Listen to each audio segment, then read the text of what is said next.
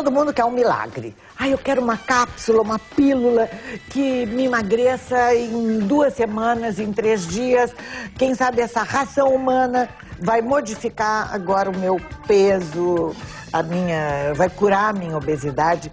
Do que se trata? Um mestre no assunto, o Dr. Carlos Verutsky. Como vai, doutor? Tudo bem. Saudade? Seja bem-vindo. Obrigado. O doutor é médico, nutrólogo, ele é doutor em clínica médica pela Faculdade de Medicina da USP, Universidade de São Paulo, coordenador dos departamentos de atividade física e exercício da Associação Brasileira de Nutrologia e também ele é da Associação Brasileira de Estudos sobre Obesidade e Síndrome Metabólica. Além de ser um campeão, é um corredor. Também, né, doutor? É um atleta.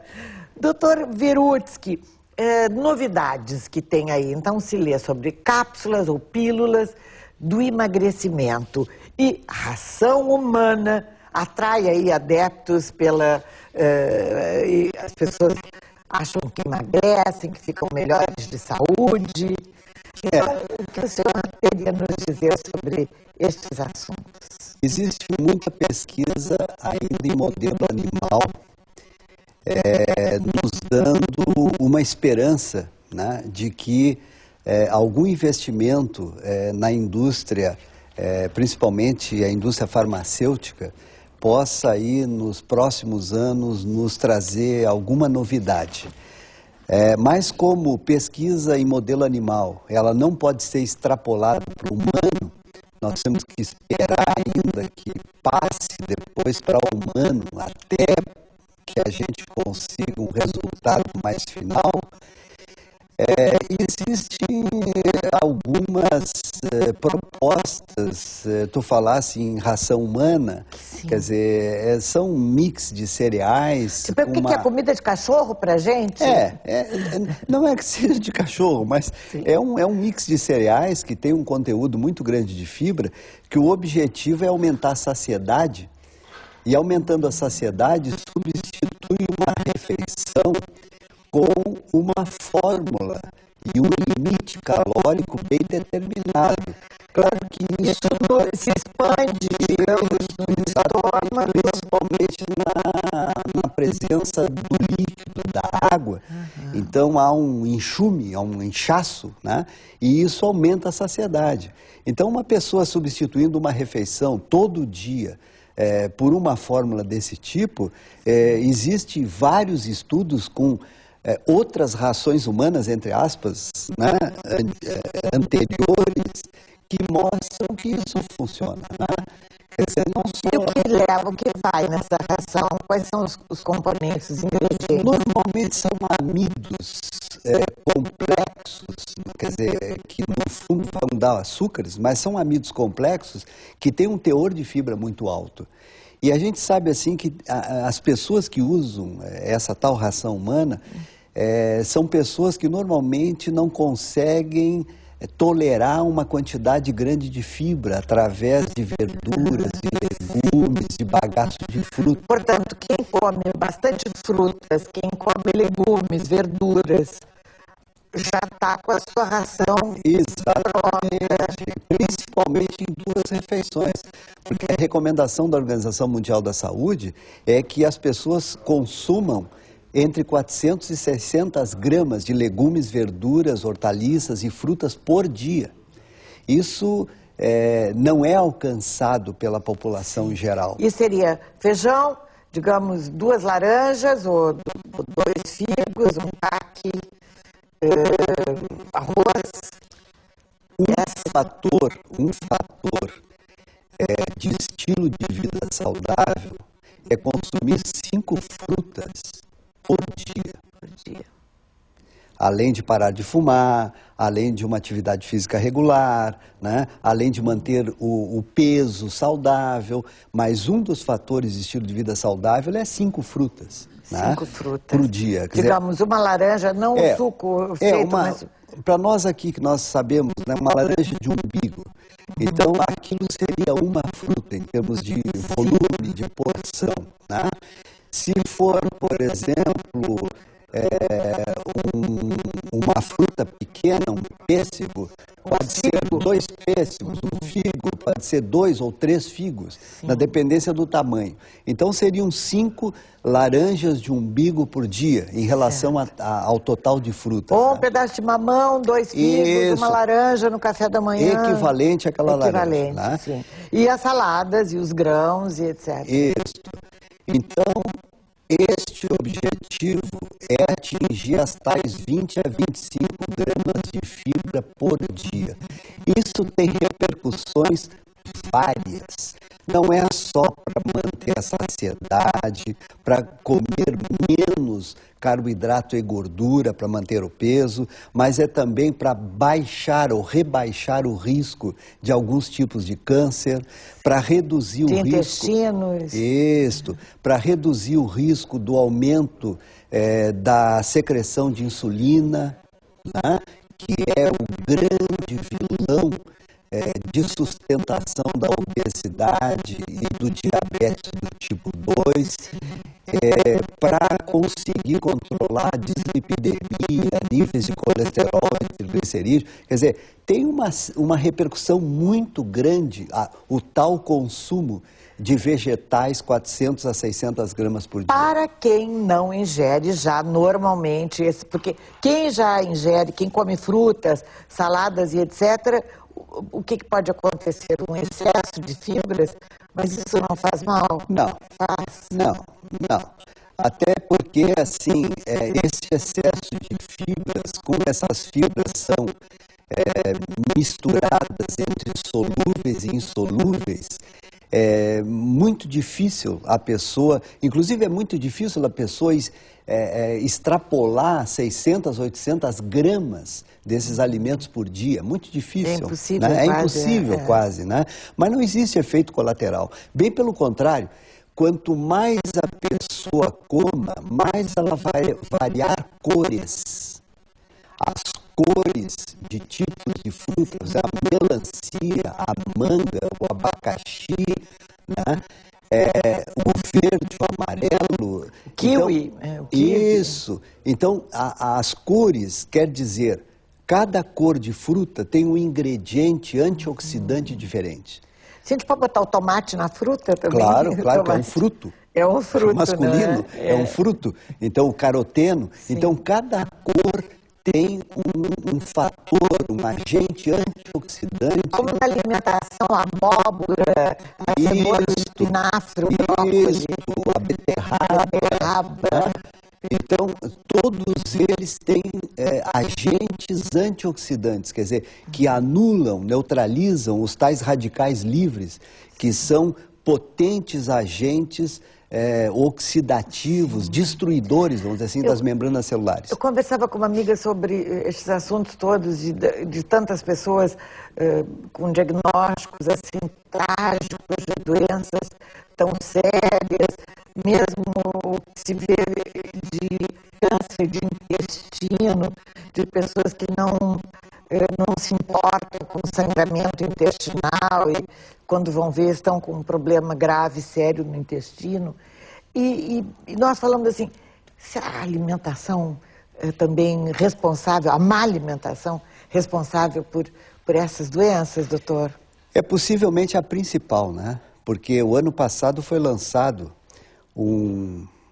500 páginas praticamente de um estudo multicêntrico europeu e americano sobre atividade física e alimentação e risco de câncer. Quer dizer, foi a maior revisão realizada por especialistas de câncer até agora. Então, atividade física e alimentação e risco de câncer. Então, para ver como isso é importante. Né? E aí nós vamos ver assim que os grandes alimentos que elevam o risco de câncer são, por exemplo, as carnes enlatadas, né? As carnes defumadas, e assim, os embutidos, a gordura, principalmente trans, né? A gordura da gordura hidrogenada, Sim. que faz parte dos ingredientes que de se alimentos. encontra nas bolachinhas recheadas, nas batatas dos fritas, croissants, etc. croissant. Que a gente sabe hoje, a gente tem um limite de consumo, para não fazer mal, de até 2 gramas de gordura trans por dia. Mas a gente Seria não... um pouquinho de manteiga, digamos, na torradinha. Essas massas folhadas, vamos dizer assim, seriam até 2 gramas no máximo por dia, né? E a gente sabe que hoje existe a fiscalização para a gordura trans, porque existe uma determinação de que coloquem no rótulo a quantidade de gordura trans, mas e os alimentos que estão em cima do balcão da padaria, da confeitaria, isso não tem como E que são fiscalizar. sedutores, Exatamente. porque batata frita é muito bom e é gordura, né? É gordura. Não é possível, porque há outros alimentos né, que são saborosos por causa da gordura. A gordura saturada, ela fazia mal, continua fazendo mal, mas ela perde para a gordura trans. Porque a gordura trans ela tem uma estrutura que ela entra no organismo e ela consegue se depositar no tecido adiposo Fica e feito um plástico. Mais tempo, exatamente, ela fica mais tempo do que a gordura saturada. Então, a gordura trans... É como se a gente comesse uma garrafa PET. Ela consegue elevar o colesterol ruim e consegue baixar o colesterol bom. A saturada, coitada, consegue só elevar o ruim. Ela não mexe no bom. A trans consegue fazer a dupla, né? O estrago geral. O estrago geral, né? E nós, vamos combinar uma coisa, né, doutor Verutsky? Nós não nos cuidamos. E às vezes a gente sabe disso, não cuida até do alimento. Ah, ela está de regime, que é uma palavra horrível. Ou não, ela está de dieta. Vamos tentar, assim, todo mundo fazer uma alimentação inteligente, né? Para que as pessoas possam ter uma vida mais longa, mais saudável. A rigor, assim, não há necessidade de dieta, né? Esse termo dieta, regime, pior ainda. Estou feia né? essa palavra. Hoje a gente adota o chamado plano alimentar, né? É um plano. Claro. Quer dizer, cada um pode ter um plano adaptado à sua realidade. E ninguém hoje precisa fazer sacrifício para manter o peso, né? Esforço, nós todos temos que fazer até para levantar cedo, trabalhar, tudo é esforço. Mas sacrifício ninguém aguenta muito tempo. Então hoje um plano alimentar feito por um especialista, ele adapta-se à realidade da pessoa. E até às suas preferências, né? Exatamente. Preferências que a gente tem de comer. Claro. E se essas preferências são muito inadequadas, por exemplo, a minha preferência é chocolate, não quer dizer que a pessoa não possa comer, mas essa preferência vai ter que ser infrequente na semana. Certamente. Guardar aquele bombonzinho que ainda tem da Páscoa, e de vez em quando, assim, vou comer um, claro, saborear. Claro. Que é tão maravilhoso saborear um. Desde que a pessoa continue comendo aquele teor de fibras que nós falamos. Ontem nós servimos aqui o sushi aqui no programa, e a comida japonesa é uma comida magrinha, digamos, e saudável. Se usa tanto comer o sushi, sashimi, é uma comida saudável. Existe também, não é totalmente, mas existe também alguns